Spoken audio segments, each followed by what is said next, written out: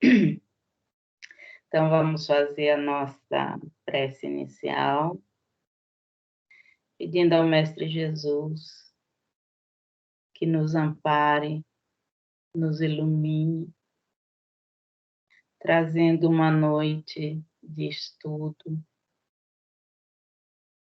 que nos seja esclarecedora, que possamos, com esse tema aqui exposto, melhorarmos o nosso entendimento, a nossa compreensão, e assim que possamos criar condições de um dia a dia mais fluido. E muito agradecidos por essa oportunidade de estarmos aqui reunidos em seu nome, Jesus. Nós dizemos, Pai nosso que estais nos céus, santificado seja o vosso nome, venha a nós o vosso reino, seja feita a vossa vontade, assim na terra como nos céus. O pão nosso de cada dia nos dai hoje. Perdoai as nossas ofensas, assim como nós perdoamos a quem nos tem ofendido. Não nos deixeis cair em tentação, mas livrai-nos de todos os males. Que assim seja, graças a Deus e graças a Jesus. Assim seja. Então, hoje, nós vamos falar sobre o medo. O medo, esse ingrediente que faz parte da nossa vida, faz parte do nosso dia a dia. Quem não sente medo? Todo mundo. Pelo menos medo de alguma coisa, todo mundo sente. É medo de barata, é medo do escuro, é medo de lugares fechados. Enfim, cada um tem um medinho, ou esse medo é um medo mais agigantado. Quando o medo ele é de uma forma de alerta, é benéfico.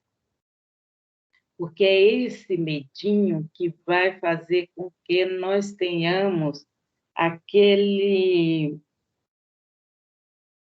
instinto de conservação. Se a gente percebe que vai cair uma grande tempestade, qual é o nosso impulso? Procurar um abrigo. Se a gente percebe um perigo qualquer, aquele alerta nos é dado, então a gente procura sempre como se desviar daquele perigo. Então, esse medo, nessa proporção, nesse percentual, ele é muito benéfico. Esse medo também nos faz ter prudência, ter mais cuidado. Se eu tenho medo de ter um acidente de carro, por exemplo, eu aí vou andar com mais calma, com mais prudência. Eu vou obedecer às leis de trânsito. Não vou sair por aí feito louca. Se eu tenho medo da doença, esse medinho, eu vou cuidar da saúde. Se eu tenho medo de uma comida, por exemplo, fazer mal, eu vou ter mais cuidado. E assim por diante. Todo medo nesse grau, ele nos tira de muitas situações mais dolorosas, mais complicadas. O problema é quando esse medo ele fica mais agigantado. Aí, esse tipo de medo é que vai prejudicando a nossa vida, a ponto de atrapalhar mesmo a gente viver. Então, nós temos medo do futuro. Como é viver com medo do futuro? A gente não vive o presente. Que fica naquela coisa, naquela angústia, o que é que vai acontecer, e a gente só pensa que vai acontecer coisa ruim. Porque se fosse coisa boa, não daria angústia. Sempre vai ter uma coisa ruim lá na frente. E isso nos impede completamente de viver o presente. O presente é aquele emaranhado de emoções, de angústia, de tristeza, e não temos a menor paz. Nós temos medo do castigo. Não tenho medo do castigo, porque eu já sei que Deus não castiga, eu já sei que tudo obedece a uma lei, o que eu faço, eu tenho a responsabilidade e tal. Mentira. Tem medo, sim, do castigo. Porque é muito, muito, muito comum a pessoa se perguntar ou viver perguntando: será que eu estou fazendo as coisas certas? Qual será a minha missão? Será que eu estou entendendo a minha missão? Será que eu estou fazendo as coisas do jeito que eu planejei lá em cima? Será que a minha tarefa está sendo desempenhada? Toda essa agonia quer dizer medo. Medo do castigo. Medo da cobrança divina. Como se Deus fosse aquela pessoa que vai se colocar lá na porta quando a gente desencarnar. Aí está lá Deus no portão com aquela pasta e vai vendo todas aquelas coisas que nós fizemos e dizer: olha, você não fez, então não é aqui o seu lugar. Essa é uma coisa que já está muito dentro da gente, muito de muitos séculos. Esse medo do céu, inferno e purgatório. Aliás, do purgatório e do inferno, que nós não temos medo do céu. Mas a gente camufla que só tem a preocupação de não desempenhar a tarefa direito. Não, é medo das consequências. Nós também temos medo de sermos enganados, machucados. Com isso, não confiamos em ninguém, não confiamos em nada. E pensa uma pessoa viver sem confiar em ninguém. Sempre desconfiando, sempre com o pé atrás, a pessoa diz uma coisa, ela já não acredita, não acredita em nada. Como essa pessoa vive? Assombrada. Como que essa pessoa consegue? Não consegue. Tem gente que tem medo da alegria. É interessante, não é? Tem medo da alegria. Porque quando as coisas começam a dar certo, é porque é a hora de eu morrer. Nossa, minha morte está perto, está muito próxima. Porque tudo deu tão certo. E a vida não é assim, dando tudo tão certo. Se deu tudo tão certo, num espaço tão pequeno, e tudo se encaixou assim maravilhosamente bem, é porque eu estou no fim da vida. Olha a imaginação da pessoa.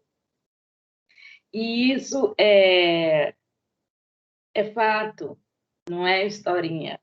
Tem gente que pensa assim, é porque eu estou no fim da vida. Então, não consegue ter alegria, não consegue curtir, não consegue saborear essa conquista, porque acha que já vem a tempestade. Está muita bonança, então logo, logo vem a tempestade. Isso é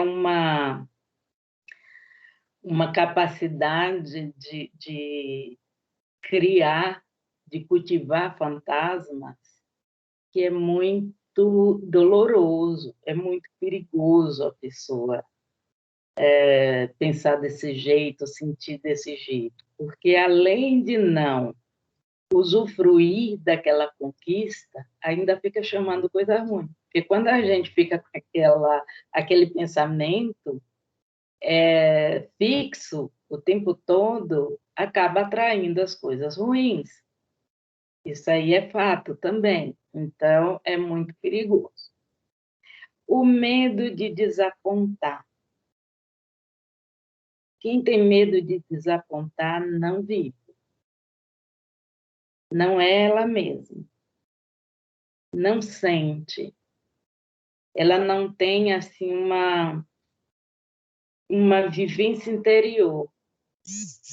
Ela vive o outro, para o outro. E sofre muito também, porque ninguém agrada a ninguém. Só ela age sempre com esse intuito de agradar, e aquela outra pessoa que percebe, óbvio, ela só vai tirar proveito. Ela vai sugar mais e mais e mais e nunca estará satisfeita.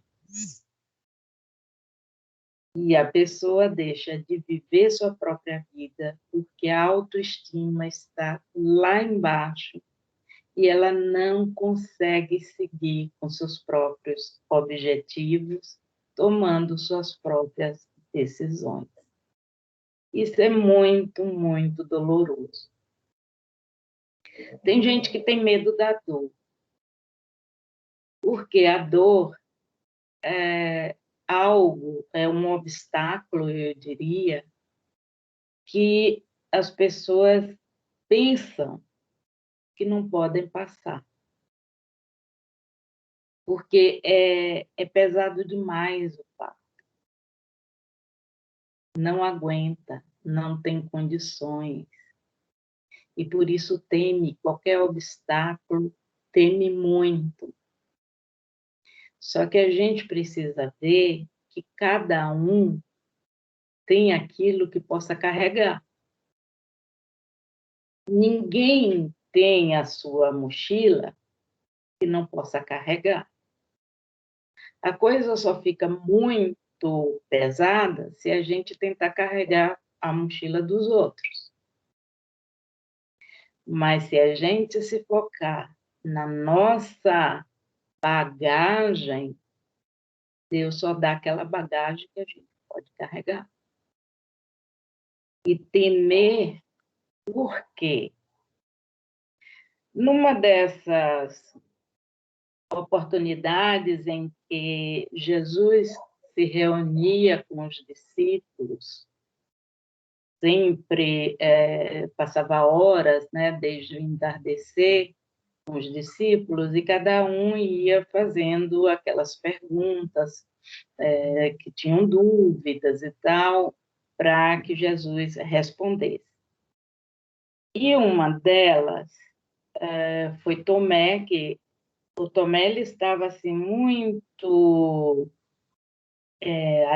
vou chamar de admirado, não é? Mas na verdade ele ficava mais para angustiar de ver aquele povo sofrendo, porque os apóstolos eles saíam, né, para ajudar, para curar, tinham contato com diversas pessoas com problemas muito sérios de saúde e tal, e ele ficou assim muito sentido com aquela situação ali daquele povo que ele estava lidando.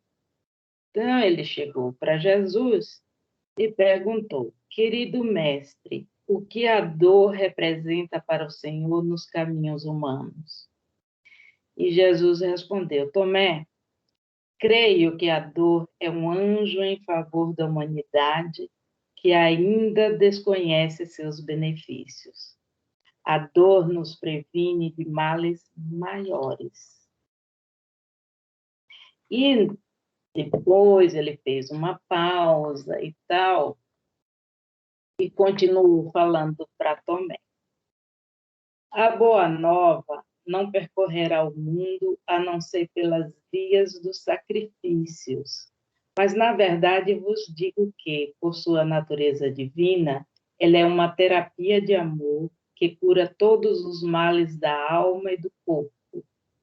Ela vos mostra os caminhos da verdade que vos libertará. Não deveis duvidar da ação benfeitora da dor, desde que não a busquemos por fanatismo. No entanto, quando a dor vem para nos despertar do sono da ignorância, tenhamos paciência e fé, pois ela é transitória e prenuncia em todas as circunstâncias. A verdadeira saúde nos mostra, com a sua engenhosa maestria, o amor de Deus. Esse recado de Jesus quer nos dizer claramente que nós não devemos temer o sofrimento.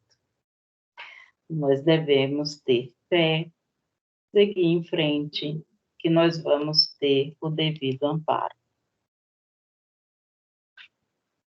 Tem uma historinha do leão e ele sentia muito medo. Ele estava lá, né, deserto, onde ele estava, procurando água, até que ele achou um riachozinho e foi beber água. Quando ele se abaixou para tomar água, ele viu aquela imagem, que era a imagem dele refletida. Ele olhou, ele pensou que era um leão, que era o dono ali do riacho. E aí ele saiu, né? Ele correu porque ali já tinha dono. E ele ficou com medo do dono do riacho. E depois a sede apertou, apertou, ele foi. Novamente ele viu o suposto dono do riacho, ou do laguinho, tanto faz. Voltou. E a sede foi, né, intensificando cada vez mais, até que chegou a um ponto que ele viu que ou ele bebia água, ou ele morreria. Chegou no extremo. Ele foi, tomou coragem, começou a beber a água, aí percebeu que a imagem ali do leão foi sumindo. Ou seja, era o próprio reflexo. E isso se dá com a gente. A gente cria um medo dos nossos próprios fantasmas. A gente deixa de fazer muita coisa por causa desse medo, que nem é um fato, não é nem real. O leão quase morreu de sede. E a gente passa pela vida sem vivenciar, com medo de coisas que só estão na cabeça da gente. O Emmanuel, ele nos diz que um dos inimigos ocultos mais implacáveis é o medo de sofrer, que nos subtrai as melhores oportunidades de progresso e tantos outros agentes nocivos que se nos instalam no espírito, corroendo-nos as energias e depredando-nos a estabilidade mental. Nós temos muito medo de sofrer. E sofremos tanto por causa desse medo de sofrer. Sofremos por antecipação. Nós deixamos de ter prazer porque nós antecipamos certo sofrimento. Imagina quanto uma mãe sofre quando o filho sai. Ah, mãe, eu vou sair com os amigos. Aí ela começa. está ali. A hora vai passando, ela entra, sai, sai, entra, vai no quarto, volta. A aflição, ela só pensa nas coisas ruins, aconteceu alguma coisa. Se o filho atrasar 5 minutos, a tragédia já está dentro da cabeça. Ou seja, ela tem tanto medo que aconteça alguma coisa com o filho, com a filha, que fica num desespero totalmente sem necessidade. E isso se dá com as outras coisas, né? Não só com a mãe, é só um exemplo, mas isso acontece com a gente, de ficar pensando só nas coisas que podem acontecer, que nem vão acontecer. E aí a gente sofre por antecipação. As pessoas têm, muitas delas têm medo de amar,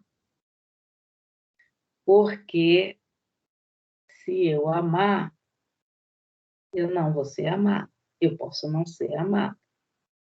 Ou seja, o medo não é de amar, é de não ser amado. Eu tenho medo de me machucar, eu tenho medo que a pessoa não satisfaça os meus propósitos, quando esse medo exatamente de não ter esse retorno, de não ser amado. E o amor é um sentimento puro. O amor não pode querer retorno, não pode querer, eu lhe dou, você tem que me dar de volta. E muita gente acaba ficando solitária, isolada, porque tem esse medo de se entregar ao sentimento mais puro. Tem que ser aquela coisa mais ou menos tomar lá da cá. No livro Nosso Lar, tem uma situação assim de estar havendo uma guerra e essa guerra foi inevitável. Como o plano espiritual já estava percebendo que ia haver muito desencarne, e uns desencarne dolorosos e tal, reuniu muita gente, né, os trabalhadores lá do Nosso Lar, para dar algumas instruções para esse socorro. E muitos trabalhadores lá fizeram aquele alvoroço, com receio de trabalhar muito e como nós vamos fazer, até que eles foram chamados, né, à razão para que trabalhasse esse medo. Porque o medo não seria uma arma nada, ou seja, seria uma arma nociva. E nesse diálogo do André Luiz com a Narcisa, que era quem estava colocando o André a par da situação, ele ficou meio assim abismado, porque como medo, como vamos falar de medo e tal, aí ela fala para ele: classificamos o medo como dos piores inimigos da criatura, por alojar-se na cidadela da alma, atacando as forças mais profundas. Isso é bem profundo. O Divaldo Franco, ele nos diz que a pessoa com medo agride ou foge, exagera ou se exime da iniciativa feliz, torna-se difícil de ser ajudada e contamina muitas vezes outras menos robustas na convicção interna, desesperando-as também. A pessoa com medo, a gente pode comparar com um animal. O animal, ele ataca porque ele sente medo do mundo. A defesa dele é o ataque. ele percebe o perigo que o homem põe, por isso que ele ataca. E assim somos nós quando nós temos medo. Nós atacamos. Nós temos assim uma postura agressiva. Ou então nós nos encolhemos. É isso que o Divaldo quer nos dizer. E é muito difícil de ser ajudada. Isso aí a gente também percebe. Ela não lida muito fácil. E nessa postura assim da pessoa com esse medo intenso, a gente analisando essas tragédias, nós vemos que a quantidade de pessoas que acaba morrendo exatamente por causa do medo é muito grande. É uma porcentagem muito grande de pessoas que poderiam ser salvas. Mas ela sente tanto medo que ela não consegue esperar o socorro. Mesmo o socorro chegando, ela já percebendo ali, ela não espera. É como uma pessoa que está lá no incêndio, a escada já está indo e ela se joga. Porque o pavor que ela tem ali das chamas e tal, ela não consegue enxergar ali que mais um minutinho aquele socorro chega e vai tirá-la daquela situação. Então, o medo acaba com a vida da gente. E na nossa atualidade, né, nesses dias que nós estamos passando, e nós estamos passando essa situação já há mais de um ano, é que nós estamos vendo assim um medo na sua mais amplitude, ou seja, um medo muito agigantado. O medo, aquela dosagem menor, nos faz bem, nos protege, porque é o medo da doença que nos faz ser mais prudente. É o medo de contaminar o outro que nos faz ter mais cautela. É o medo de perder um ente querido, um amigo querido, que nos faz ter mais cuidado. E é o medo de nos contaminar que nos faz seguir todo o protocolo.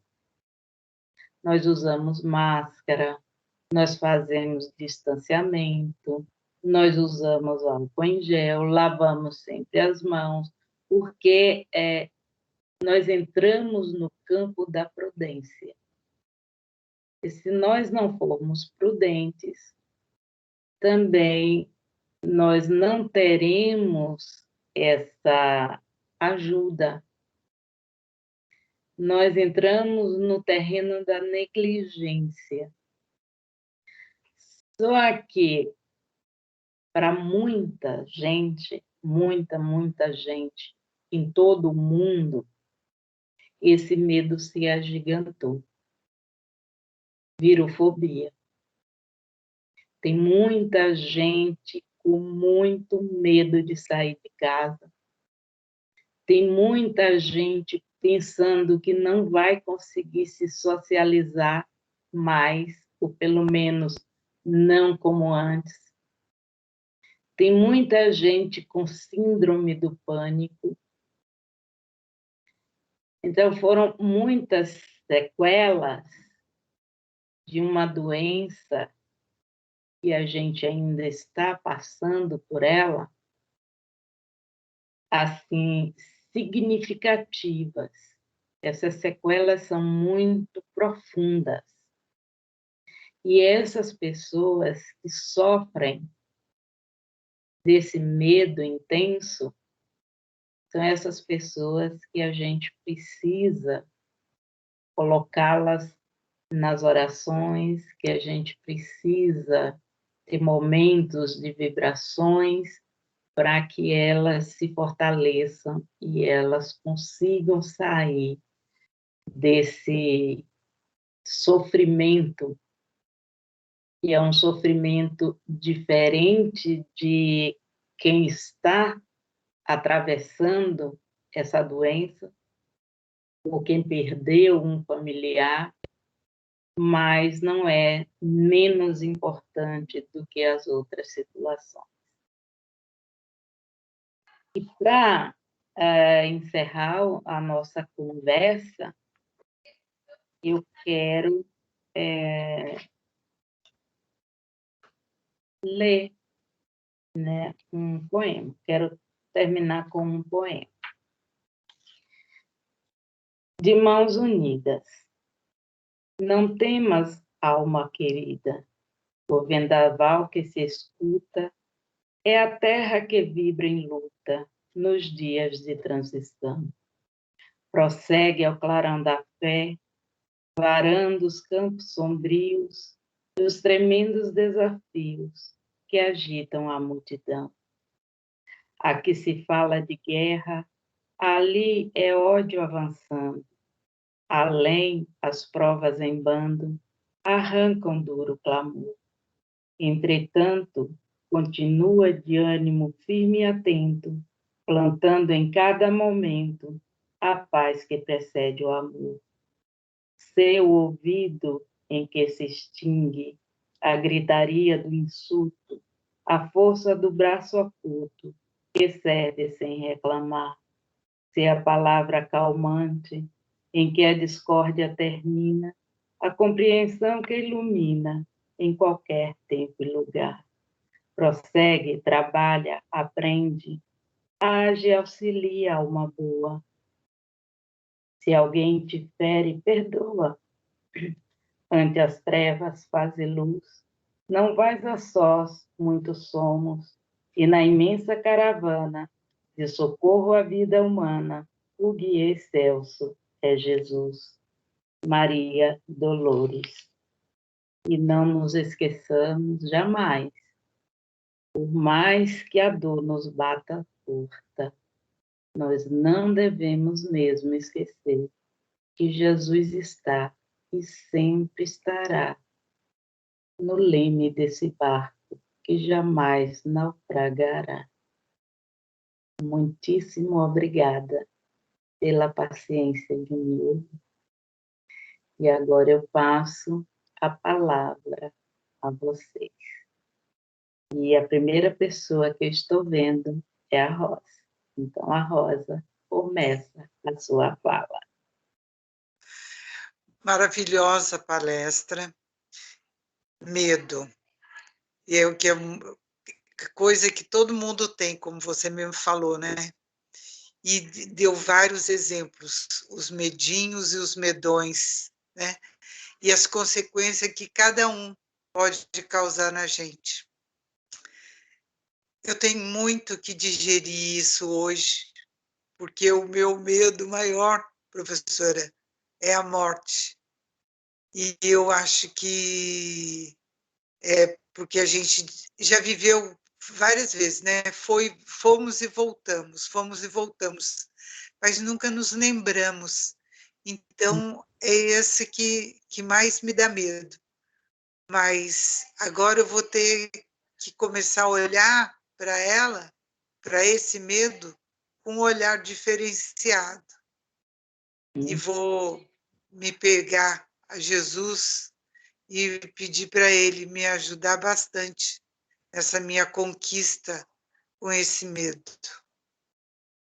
Foi excelente a palestra, excelente.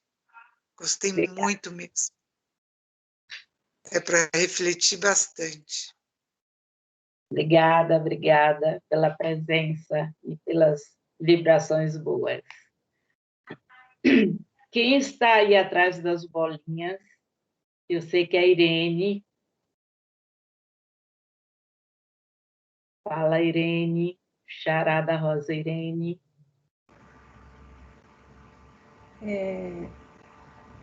Diferente da Rosa, eu não tinha medo de morrer. eu estou pronta, desde que eu comecei a entender o espiritismo, eu estou pronta. O meu medo, na realidade, é de saber como que as pessoas que vão ficar irão encarar isso, né? Então, eu sempre preparo todo mundo e digo que ninguém se preocupe, porque vai ficar tudo bem. Mas quando você começou a falar do medo nessa situação de pandemia, eu vou lhe dizer, eu entrei em pânico. Eu sou uma pessoa que até hoje estou usando medicação porque eu entrei em pânico. Não sei se era o medo da doença ou o medo geral que criou na humanidade, na nossa vida. Então, eu fiquei muito apavorada. E quando as pessoas mais próximas começaram a partir também, aí eu entrei em desespero. Graças a Deus, estou medicada, estou tentando me recuperar, né? E tendo mais fé, enfim. É uma coisa que esteve sempre constante na minha vida, medo. Sempre tive medo de tudo, tudo eu tenho medo. Então, foi bacana essa palestra, porque serviu para mim demais. Veio como uma toquinha, não vou dizer carapuça, mas foi uma toquinha. Obrigada, querida, muito obrigada. Eu que agradeço muito, Irene. A Adriana ainda está aí?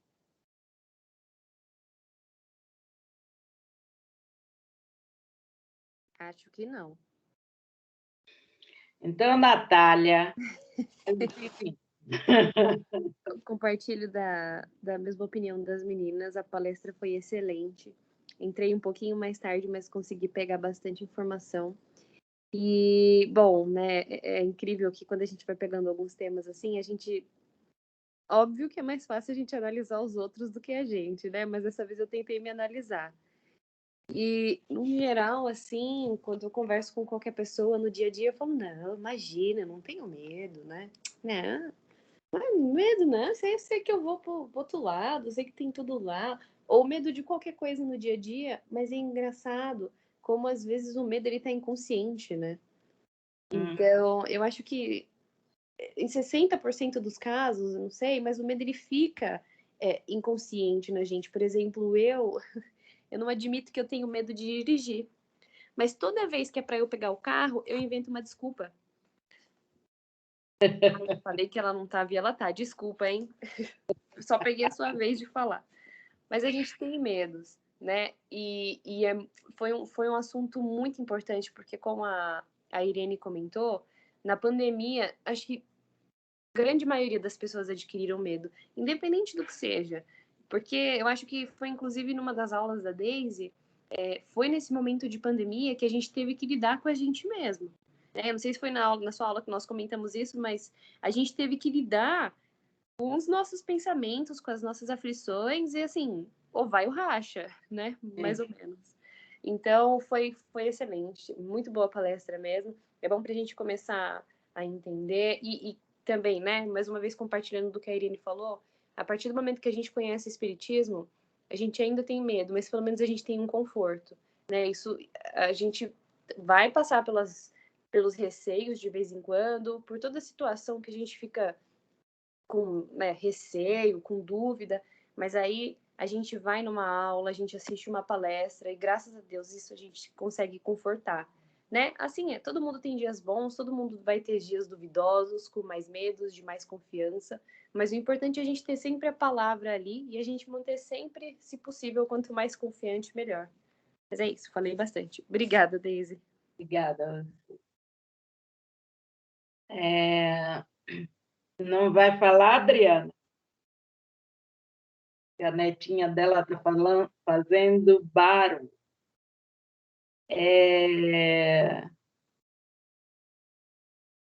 Quem que eu estou vendo aí? Letícia. É porque fica todo mundo, né, atrás da bolinha. Fala, Letícia. Estou escondido aqui. Não, então, assim, e é verdade isso, né? A gente tem que lutar sempre com medo, igual a Natália tá falando de dirigir. Eu tenho uma luta constante, assim, com isso. Eu falei, vou comprar um carro, agora eu vou dirigir, né? Comprei o carro, tinha carta, tinha tudo. Mas o medo não deixava. Aí eu vendi o carro. E eu preciso muito vencer o medo, né? Igual agora com a Covid também, bateu na porta, né? Que a gente viu, né, ficava da gente, a gente ficava com medo. E assim, aí a gente até ficava meio pirado, né? Era tudo. E era tanto uma enxurrada de informação, a gente não sabia o que era verdade, o que era mentira, e aí ficou bem difícil. E tenho muito medo, por isso que eu não gosto de falar disso, porque eu tenho pavor de falar em público. Eu sei que eu fico escondidinha aqui, mas mesmo assim. Então eu peço para você não me chamar.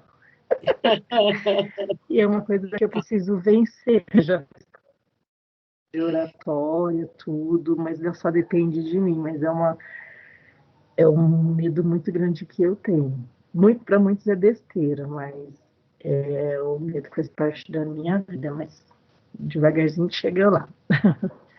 Mas parabéns, a palestra foi maravilhosa. Eu de muita gente. Acontece que muita gente não admite, mas muita, não é pouca gente, que é igualzinha a você, viu, Letícia? Não pense que você está sozinha, não. Daí para pior. A Verônica, ainda está aí, Verônica? Eu tô. Isso, agora você fala. Eu acho que é muito boa. Sempre pega uns temas bons, né, a palestra. E esse negócio de medo tem que se trabalhar, mas eu acho muito difícil mudar, viu? Uma coisa que parece que está impregnada na gente, assim, pelo menos é a minha opinião, né?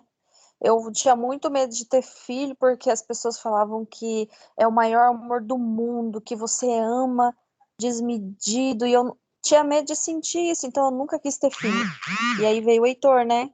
Assim, e realmente é o maior amor do mundo. Hoje em dia eu adquiri outros medos, mas medo de morrer, o único medo que eu não tenho, que eu falo para eles que quando eu for, eu vou, e não vou olhar para trás, mas fora isso, é tudo a se trabalhar, né? Tenho meus medos, minhas coisas, até acho que eu vou reencarnar muitas vezes, porque tô bem ainda, bem Nós, perto. todos nós. Temos uns 7 bilhões de anos pela frente. Quanto mais eu estudo, mais eu falo, vou reencarnar muito ainda.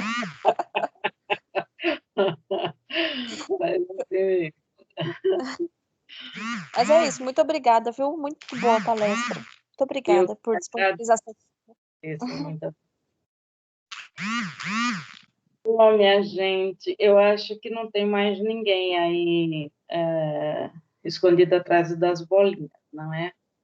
Então, eu vou pedir para a Natália fazer a nossa prece final. Tá bom, Natália? Claro. Vou ajeitar aqui. Então, vamos lá. Quem puder fechar os olhos. Respirar fundo. E levar os nossos pensamentos ao Mestre Jesus. Agradecer ao Mestre Jesus por mais uma semana que se encerra. Nos preparar para mais uma semana que em breve se inicia. Agradecer pelo dia de hoje. Que tenha sido um dia produtivo ou não, mas foi mais um dia de vida para todos nós. Agradecer ao Mestre Jesus por terminarmos o dia bem e com saúde, assim como todos os nossos familiares, e ainda aqueles que talvez estejam um pouquinho mais precisando de saúde, que essas pessoas possam receber todo o amor do Mestre Jesus e toda a espiritualidade possa estar junto com as pessoas que mais precisam. Com os corações elevados ao Mestre Jesus, vamos relaxando e agradecendo. E para finalizar a palestra da Daisy hoje, com essa oração, vamos pedir para Deus para que nos ajude, para que nós tenhamos sabedoria, para conseguir lidar com essas dificuldades que nós temos. Sabemos que elas não vão embora de um dia para o outro, mas a partir do momento que nós consigamos reconhecer cada uma delas, a gente já pode começar a trabalhar com a ajuda dos nossos guias e principalmente com o amor do Mestre Jesus. Bom, e agora para finalizar, vamos fazer o Pai Nosso. Pai nosso que estais nos céus, santificado seja o vosso nome. Venha a nós o vosso reino. Seja feita a vossa vontade, assim na terra como nos céus. O pão nosso de cada dia nos dai hoje. Perdoai as nossas ofensas, assim como nós perdoamos a quem nos tem ofendido. E não nos deixeis cair em tentação, mas livrai-nos de todos os males. Que assim seja, graças a Deus e graças a Jesus. Muito ótimo. Obrigada, Natália. Obrigada a todo mundo.